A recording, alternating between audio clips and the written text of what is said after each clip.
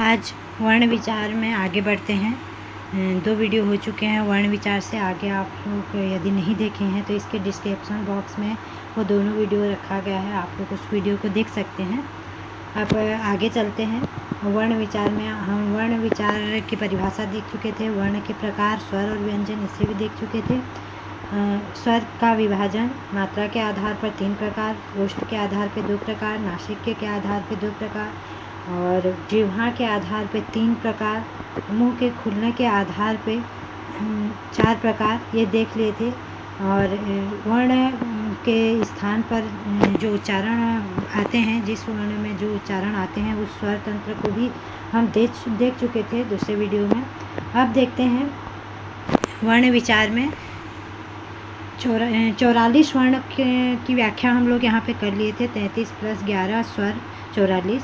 तो यहाँ पे य, र, ल, व को क्या कहा जाता है और सलजम का ये षटकोण का सरोता का स और ह इसे क्या कहा जाता है देख लेते हैं। देखिए, अंतस्थ व्यंजन, ये एग्ज़ाम में बहुत बार पूछा गया क्वेश्चन है। CGTET में भी, CTET में भी और शिक्षक भर्ती में भी अंतस्थ व्यंजन पूछा जाता है। अन्य परीक्षाओं में भी अंतस्थ व्यंजन और ऊष्म व्यंजन के बारे में पूछा जाता है। अंतस्थ व्यंजन दे दिया जाता है और कौन कौन सा वर्ण इसमें अंतस्थ व्यंजन है या ऊष्म व्यंजन कौन कौन से हैं, इस तरह से पूछ लिया जाता है।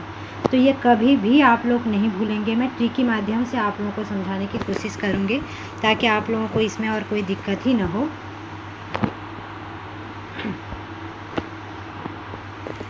देखिए, अंतस्थ, अंदर बैठा हुआ, यानी अंतस्थ व्यंजन किसे कहा जाता है? अंदर बैठा हुआ। अंदर कैसे बैठा हुआ? जैसे य है, य के अंदर क्या बैठा हुआ है? ई बैठा हुआ है। क्या बैठा हुआ है? ई बैठा हुआ है। र के अंदर क्या बैठा हुआ है? री बैठा हुआ है। जैसे हम लोग कृषि इस तरह से लिखते हैं, तो र के अंदर क्या बैठा हुआ है? री। और ल के अंदर री। पहले री चलता था संस्कृत में, लेकिन अभी के वर्णमाला जो देवनागरी वर्णमाला है इसमें री नहीं आता है, तो ल में ही लुप्त हो गया है री, याद रखिएगा। और व में लुप्त है उ, इसीलिए यहाँ पे आप लोग ऊपर देखे भी, कल मैं जो आप लोगों को अध्ययन कराई थी व का उच्चारण उ और व के उच्चारण से ये दंतोष्ट होके वहाँ पे आया हुआ था, तो आप लोगों को पता है, ठीक है।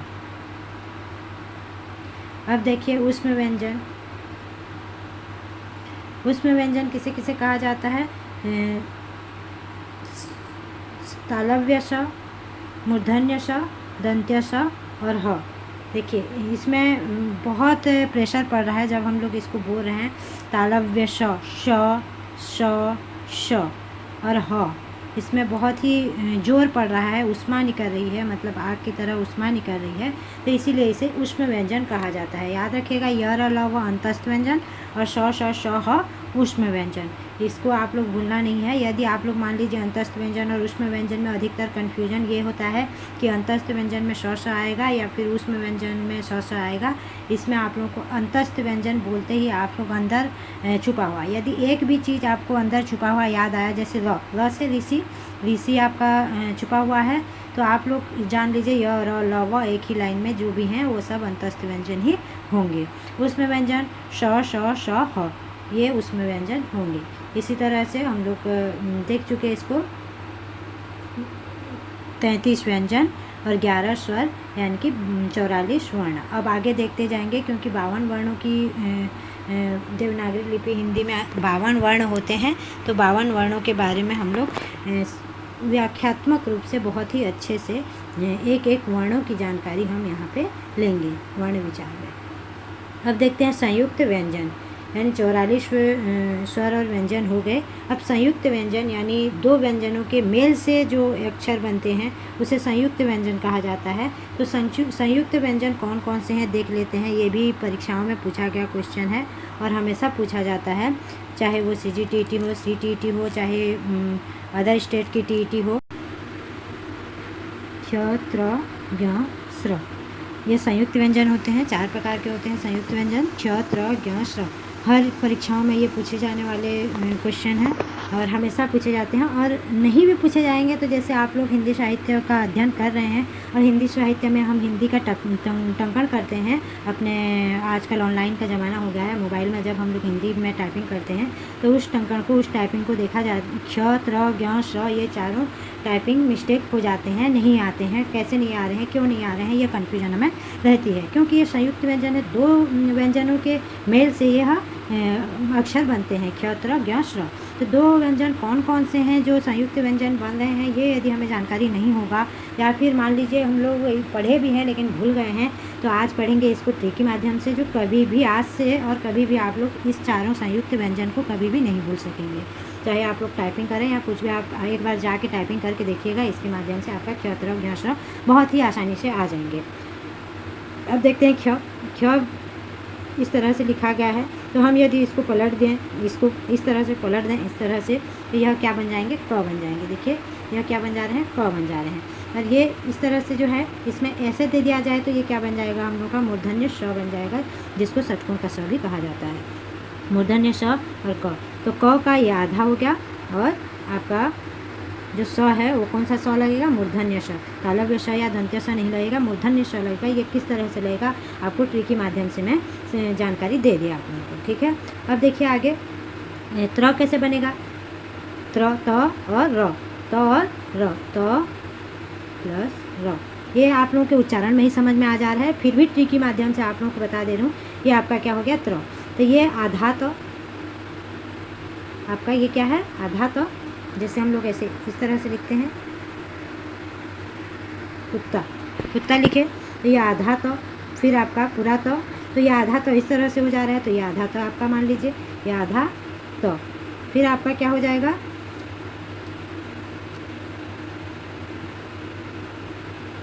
ये आधा तो, और ये पूरा र। कैसे हो गया पूरा र, जैसे हम लोग प्रकार लिखते हैं, प्रकार, तो प्रकार में यहाँ पे जो प्र का मात्रा लगा हुआ है वो क्या है, र का मात्रा है, ठीक है। तो इस तरह से हम लोग त्र लिख रहे हैं, तो एक आधा त हो गया, और उसमें क्या है, आधा त में एक रेफर लगा हुआ है, वो र का मात्रा है। तो इस तरह से हम लोग इसको जान सकते हैं, ये त, आधा त धन र बराबर क्या हो जाता है, त्र हो जाता है।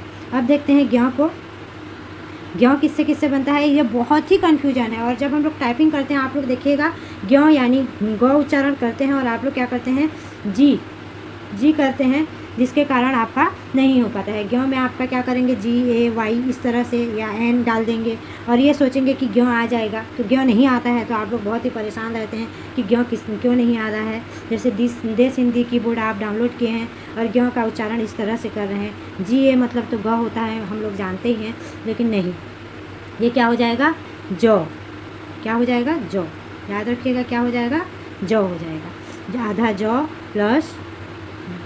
अब इसको हम लोग ट्री के माध्यम से याद करने के लिए कैसे करेंगे, ये बराबर क्या हो गया, ये हो गया। तो ठीक है, इसको आप लोग ट्री के माध्यम से यदि याद करेंगे, ये जो है इसे हटा दीजिए, इसे हटा दिया जाए तो क्या बन जाएगा, जौ बन जाएगा। तो यहाँ पे क्या हो गया, आधा जौ प्लस जो हम लोगों का तालव्य स्वर होता है, मैंने तालव्य के उच्चारण होता है, आप लोग ऊपर ही देखे हैं इसको, यहाँ पे ऊपर तालव्य का उच्चारण च, छ, ज, झ ये होता है। तो इसका जो पंचमा अक्षर लास्ट अक्षर होता है, क्या होता है, न्य होता है। तो आपका क्या हो गया, च, छ, ज, झ, न्य, यानी ज प्लस न्य। आपका ज उच्चारण उसी च वर्ग में ही है, तो ज प्लस उसका लास्ट जो पंचमा अक्षर है, ये हो जाएगा आपका ज्ञ के लिए, ठीक है। और यदि आप लोगों को ट्री के माध्यम से भी याद करना है, तो ये आपका इसमें ये गोल जो है इसे हटा दिया जाए, तो आपका क्या बन गया, ज, और फिर प्लस क्या हो जाएगा, इस तरह से यदि इसको ऐसे कर दिया जाए, इसे हटा दिया जाए, और इसे हटा के इस तरह से कर दिया जाए, तो ये आपका क्या हो जाता है, ज्ञ बन जाता है। ये आप लोगों को समझ में आ गया होगा यहाँ तक। फिर अब आगे चलते हैं, स्र क्या है, स्र इसमें बहुत कन्फ्यूजन होता है कि इसमें कौन सा स लगेगा, सभी कन्फ्यूजन रहते हैं। जैसे एग्जाम में क्वेश्चन बनते हैं, ये स भी रहेगा आपका, और ये स भी रहेगा, और ये स भी रहेगा, तो आप लोग फुल कंफ्यूज में आ जाएंगे कि कौन सा स का आधा होगा, ये समझ में हम लोग को नहीं आ रहा है। तो मैं आज जो ट्रिक बताऊंगी बहुत ही इजी ट्रिक है, बहुत इजी, और इसके बाद आप लोग इसको नहीं भूल पाएंगे। जैसे ये स्र हो गया, क्या लिखे हम लोग, स्र लिखे, तो इसका हम लोग का आधा बनाना है। तो ये जो 9 जैसे आप लोग को दिख रहा है, ये इसको यदि हम लोग इस तरह से कर दें, तो ये क्या बन जा रहा है हम लोग का, तालव्य श बन जा रहा है। ये लकीर को फिर से दे दें और ये इस तरह से कर दिया जाए तो हमारा क्या बन जा रहा है, तालव्य श बन जा रहा है। तो हम लोग यहाँ पे तालव्य श आधा लिख लेंगे। फिर आप लोगों का क्या आ जा रहा है, श र। मैं आप लोगों को बताई थी ये जो रेफर है, ये इस तरह से जो रेफर लगा हुआ है, ये रेफर कब लगता है, ल, यानी कि प्र जैसे रहता है र। तो आप लोगों को याद रखना है ये किसका क्या हो जाएगा, सलजम का श यानी कि तालव्य श और र बराबर क्या हो जाता है, स्र। आ गया ये आप लोगों को समझ में। ठीक है, अब आगे चलते हैं। अब कितना हो गया, हम लोग के वर्णों को भी गिनते चलेंगे क्योंकि वर्ण विचार को देख रहे हैं और 52 वर्णों को बहुत ही बारीकी तरीके से हम लोग को देखना है। तो हमें क्या करना है, एक एक वर्णों को गिनते जाना है।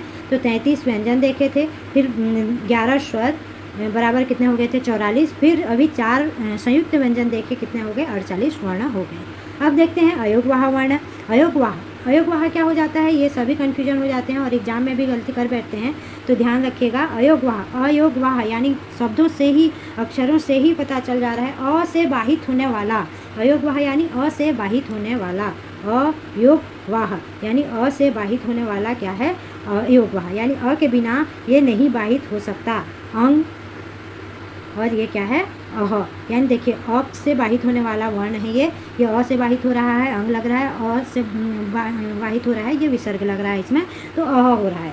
तो इसे क्या कहा जाता है, अयोगवाह कहा जाता है। और बहुत ही परीक्षाओं में ये पूछे गए क्वेश्चन है, CGTT और शिक्षक भर्ती में ये पूछा गया क्वेश्चन है, अयोगवाह कौन कौन से होते हैं। और सभी कन्फ्यूज हो जाते हैं, अ से बाहित होने वाला क्या हो जाते हैं, अयोगवाह हो जाते हैं, अंग और अह। ठीक है, आप लोगों का फिर से कितने वर्ण बढ़ गए, 2 वर्ण फिर बढ़ गए। तो 48 धन 2 बराबर 50 वर्ण हो गए।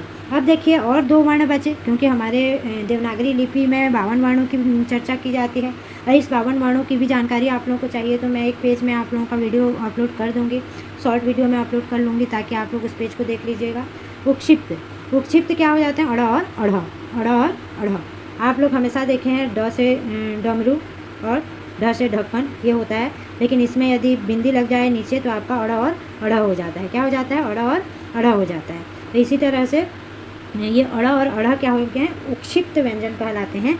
याद रखिएगा, इसे उक्षिप्त व्यंजन कहलाता है। यदि एग्जाम में पूछा जाए कि उक्षिप्त व्यंजन किसे कहा जाता है, तो उक्षिप्त व्यंजन अड़ और अढ़ को कहा जाता है। तो आपका देखिए 50 धन 2 बराबर 52 वर्ण हो गए। तो हिंदी में कितने वर्ण हैं, 52 वर्ण हैं। तो वर्ण विचार में हम लोग 52 वर्णों के बारे में देख लिए। लेकिन इसके बाद भी बहुत से परीक्षाओं में अलग अलग तरीके से देखा जाए तो क्वेश्चन पूछे जाते हैं, प्रश्न पूछे जाते हैं। तो उन प्रश्नों के बारे में भी थोड़ा सा देख लेते हैं, जानकारी रहे, ताकि हम लोग को कोई गलती ना हो। जैसे ऊपर हम लोग पढ़े संयुक्त स्वर किसे कहा जाता है। संयुक्त स्वर मैं आप लोगों को बताई थी, ए, ऐ, ओ और औ। यहाँ विस्तार से आप लोगों को यहाँ बता दी थी, अ धन ई बराबर ए, अ धन ए बराबर ए, अ धन उ बराबर ओ, अ धन औ बराबर औ, ऐसे होता है। तो यहाँ पे आप लोगों का क्या हो जाते हैं, संयुक्त स्वर कहलाते हैं। ये आपका क्या है, संयुक्त स्वर है, ए, ऐ, ओ और औ। ठीक है, अब देखिए संयुक्त व्यंजन किसे कहा जाता है। संयुक्त व्यंजन अभी मैं आप लोगों को ऊपर ही पढ़ाई, क्ष, त्र, ज्ञ और स्र, क्ष, त्र, ज्ञ और स्र। तो याद रखिएगा, कभी भी गलती नहीं होना चाहिए। हम लोग का संयुक्त स्वर होता है ए, ऐ, ओ, औ और संयुक्त व्यंजन होता है क्ष, त्र, ज्ञ, स्र। अब संयुक्त वर्ण यानी अक्षर किसे कहा जाता है। यदि वर्ण पूछ लिया जाए, अक्षर पूछ लिया जाए, जैसे हम लोग शुद्ध लिखते हैं, तो यहाँ पे आपका आधा द प्लस आधा ध प्लस आ बराबर आपका क्या हो गया, ध। जैसे द्वारा लिखते हैं, ठीक है, तो ऐसे द। तो ये क्या कहलाते हैं, संयुक्त वर्ण अक्षर कहलाते हैं। तो एग्जाम में यदि मान लीजिए पूछ लिया जाए संयुक्त वर्ण अक्षर पूछा गया है और आप लोग क्या कर दे रहे हैं, कोई क्ष में डाल दे रहा है, कोई त्र में डाल दे रहा है, ये गलती नहीं करना है। आपका क्या हो जाएगा, जहाँ पे आधा लगा हुआ हो, जैसे द आधा लगा है, फिर ध आधा लगा है, यानी ये आधा आधा दोनों लगा हुआ है, फिर इसमें अपना जो स्वर वर्ण है वो छुपा हुआ है, तो ये क्या हो जाएगा, संयुक्त वर्ण अक्षर कहलाता है। जैसे बच्चा भी जिस तरह से हम लोग लिखते हैं, ब आधा च, च, बच्चा बच्चा, तो ये आपका क्या हो जाएगा, संयुक्त वर्ण में आ जाएगा। इसी तरह से याद रखिएगा संयुक्त वर्ण अक्षर कहलाते हैं। अब नासिक के देख लेते हैं। नासिक के आप लोगों को ऊपर ही बता चुकी थी। जो वर्णों के पंचमाक्षर होते हैं, जो हमारे स्पर्श व्यंजन होते हैं 25। स्पर्श व्यंजन में आप लोगों के 5वें नंबर वर्ण में जो आते हैं, जैसे ऊपर में यहाँ पे आप लोगों को बताई थी, ये क वर्ग, ट वर्ग, त वर्ग, त वर्ग और प वर्ग। इसका अंतिम वर्ण जो होते हैं 5 वर्ण होते हैं, वो क्या कहलाते हैं, नासिक के कहलाते हैं। पार्श्विक, ये बहुत बार क्वेश्चन पूछ चुका है परीक्षाओं में, बहुत बार प्रश्न इसका आ चुके हैं, तो याद रखिएगा पार्श्विक ल को कहा जाता है। क्योंकि बच्चों का बहुत ही ये था कि आप लोग बताइए कि पार्श्विक और लुंठित ये बार बार पूछा जाता है, तो ये क्या होगा, तो पार्श्विक आपका ल वर्ण होता है, और लुंठित और प्रकंपित जिसको कहा जाए, जैसे हम लोग र का उच्चारण करते हैं और बहुत तेज़ी से र का उच्चारण करते हैं, तो र इस तरह से कंपित होता है, आपके जीभ में देखिएगा कंपित होगा। जैसे हम लोग सॉन्ग वगैरह भी गाते हैं, तो र को यदि बहुत ज़्यादा लहराए तो उसमें कंपित आती है, प्रकंपित होती है, तो इसीलिए इसको लुंठित या प्रकंपित वर्ण कहा जाता है, किसको, र को। और उपक्षिप्त व्यंजन में ऊपर ही आप लोगों को बता दें, अड़ और अढ़ होता है। और द्विगुण, इसको उपक्षिप्त व्यंजन को द्विगुण भी कहा जाता है, यानी ड और ढ, यानी ड और ढ से बना हुआ है, इसीलिए इसको द्विगुण भी कहा जाता है। तो याद रखिएगा ये अड़ और अढ़ है। तो यदि एग्जाम में द्विगुण वर्ण कौन से हैं यदि पूछ लिया जाए तब भी अड़ और अढ़ होगा, और उपक्षिप्त व्यंजन कौन कौन से हैं पूछा जाए तब भी अड़ और अढ़ होगा, याद रखिएगा। अब हम चलते हैं अनुस्वार और अनुनासिक में। अनुस्वार किसे कहा जाता है, अनुनासिक किसे कहा जाता है। अनुस्वार वह हैं जैसे हमारे पंचमा अक्षर होते हैं वर्णों में, यानी स्पर्श व्यंजन जो ऊपर में आप लोगों को 25 स्पर्श व्यंजन बताई, उसमें से पंचमा अक्षर होते हैं न्यो, न्यो, क, ख, ग, न्यो, न्यो, अण, न और म। तो इसमें से ये पंचमा अक्षर आपकी क्या हो जाती है, अनुस्वार कहलाती है। और अनुनासिक क्या होता है, जो चंद्र बिंदु लगते हैं वो अनुनासिक होते हैं। और ये अभी तुरंत पूछा गया क्वेश्चन है, 2024 में ही पूछा गया क्वेश्चन है कि कुछ दिया गया था यहाँ पे, जैसे अंगूर, इस तरह से चार ऑप्शन थे, और उस 4 ऑप्शन में से ऐसे ही अंगूर, सब में ऐसे ही अंक का मात्रा था। तो अंक का मात्रा ऐसा नहीं है कि अनुस्वार ही होगा, अनुनासिक भी होता है, और किस तरह से होता है और क्यों होता है और कैसे होता है आप लोगों को मैं अभी समझाने वाली हूँ, जिससे आप लोगों की कन्फ्यूजन दूर हो जाएगी और कभी भी आप लोग गलती नहीं करेंगे। ठीक है, देखिए इसकी ध्वनि जो होती है वो नाक से निकलती है। इसकी ध्वनि क्या होती है, नाक से निकलती है। और इसकी ध्वनि जो है मुंह से अधिक, नाक से कम, यानी कि मुंह से अधिक निकलती है और नाक से कम निकलती है। जैसे इसमें कैसे होगा, गंगा, गंगा। और मैं एक आप लोगों को छोटा सा ट्रिक बताऊंगी, यह अनुस्वार और अनुनासिक पहचानने का बहुत छोटा सा ट्रिक, क्योंकि यहाँ देखेंगे ये तो गाँव, मुँह, ये सब आप लोग देख रहे हैं, इसमें तो अंक का मात्रा मन चंद्र बिंदु ही लगा हुआ है, तो इसमें आप लोगों को कोई कन्फ्यूजन नहीं है। लेकिन मान लीजिए आपका यहाँ पे ईंट है, ठीक है, ईंट है, तो ईंट में तो सिर्फ बिंदु है, तो आप लोग कैसे इसको पहचानेंगे कि यह अनुस्वार है या अनुनासिक है, नहीं पहचान पाएंगे। तो इसीलिए मैं आप लोगों को बहुत ही, जैसे इसमें है, इसमें क्या है, इसमें है, इसमें एक बिंदी है, तो इसी को मैं बहुत ही ट्रिकी माध्यम से आप लोगों को समझाने वाली हूँ, ध्यान दीजिएगा। गंगा क्या है, गंगा। तो आप लोग इसको यदि खंडित कर रहे हैं तो आपका क्या आ जा रहा है, यहाँ पे देखिए,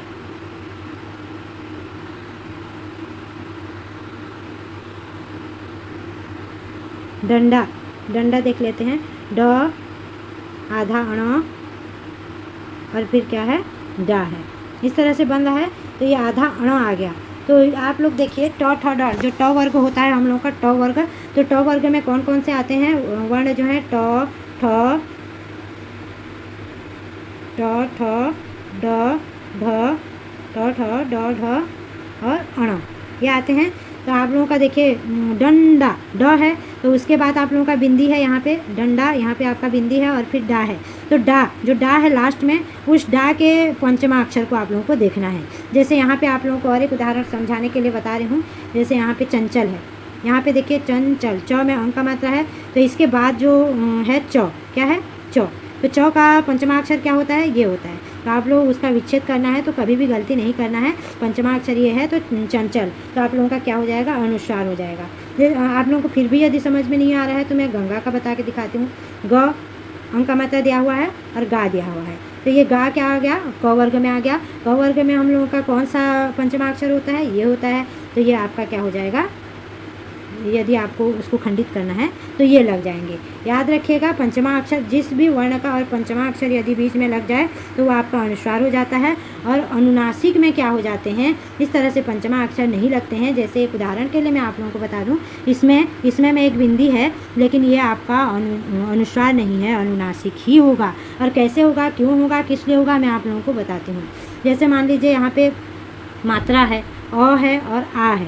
अ और आ में तो चंद्र बिंदु आप लोग देख लेते हैं, कहीं भी आप लोग देखते हैं और आ यानी कि ऊपर मात्राएं नहीं लगे रहते हैं, तो वहाँ आप लोग को ये चंद्र बिंदु दिख जाते हैं। लेकिन मान लीजिए वहाँ पे क्या हो जाते हैं, ए का मात्रा या फिर ओ का मात्रा या फिर औ का मात्रा या फिर कहीं ए का मात्रा, तो आप लोग वहाँ देखते होंगे यहाँ पे क्या कर लिया जाता है, बिंदी लगा दिया जाता है। या फिर बड़े ई का मात्रा या छोटे ई का मात्रा, ये सब आप देखते हैं तो क्या हो जाता है, वहाँ एक बिंदी लगा दी जाती है। क्यों, इसलिए वैसे बिंदी लगा दी जाती है, लेकिन वह क्या होती है, अनुनासिक ही होता है। और परीक्षाओं में यही कन्फ्यूजन होता है कि ये अनुनासिक और अनुस्वार क्या है।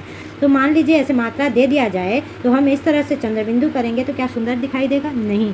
तो इसीलिए जब ये ए का मात्रा, ए का मात्रा, ओ का मात्रा, औ का मात्रा लगा हो और अंग का मात्रा लगा हो तो वहाँ पे हमेशा अनुनासिक ही होता है, चंद्र बिंदु नहीं लगता वहाँ पे। वही चंद्र बिंदु है जो आपकी मात्राएं लग गए हैं, वही आपका चंद्र बिंदु हो जाता है। इसको ध्यान रखिएगा, बहुत ही बारीकी से आप लोगों को समझाने की मैं कोशिश कर रही हूँ ताकि आप लोगों को कोई भी परेशानी न जाए। यहाँ आप लोगों को समझ में आ गया। देखिए कंपन का भी देखेंगे तो क आधा म, कैसे म हो गया, क्योंकि प वर्ग है, प वर्ग का पंचमा अक्षर क्या होता है, प फ ब भ म, तो आपका क्या हो जाएगा, कंपन। गंधा, देखिए गंधा में भी आप लोग देख लीजिए, द का पंचमा अक्षर क्या होता है, त थ द ध न, तो आपका इसको जब विच्छेद करेंगे तो आधा न हो जाएगा, याद रखिएगा। तो यहाँ पे आप लोगों को साफ साफ दे दिया गया, आ का मात्रा है तो आपका चंद्र बिंदु लग गया, मुँह यानी छोटे ऊ बड़े ऊ का मात्रा है तो चंद्र बिंदु लग गया। लेकिन ए का मात्रा हो या फिर ए का मात्रा हो, ओ का मात्रा हो, औ का मात्रा हो, तो आपका क्या हो जाता है, एक ही बिंदी रह जाती है और उसे भी अनुनासिक कहा जाता है। इसमें बहुत कन्फ्यूजन होता है। तो आज के लिए इतने में ही वीडियो को समाप्त करते हैं और कल इसका आगे देखेंगे। अघोष और सघोष किसे कहा जाता है, अघोष वर्ण किसे कहा जाता है, सघोष वर्ण किसे कहा जाता है, अल्प प्राण और महाप्राण क्या होते हैं। आज इतने में ही समाप्त करते हैं। धन्यवाद। और आगे के वीडियो देखने के लिए डिस्क्रिप्शन बॉक्स में आप लोग चेक करते जाइएगा। First video, second video, third video सब आप लोगों को इसी वीडियो के डिस्क्रिप्शन में मिल जाएंगे। धन्यवाद।